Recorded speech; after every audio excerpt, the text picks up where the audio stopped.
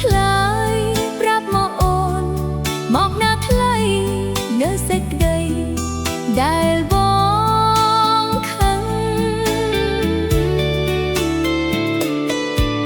ឬមួយបងខឹង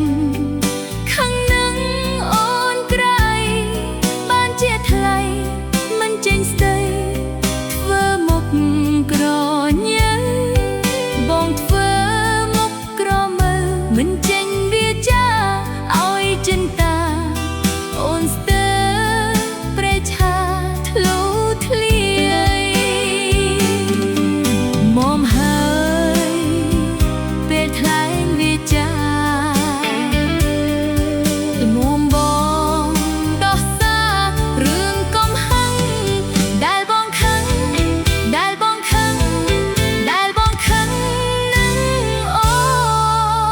ន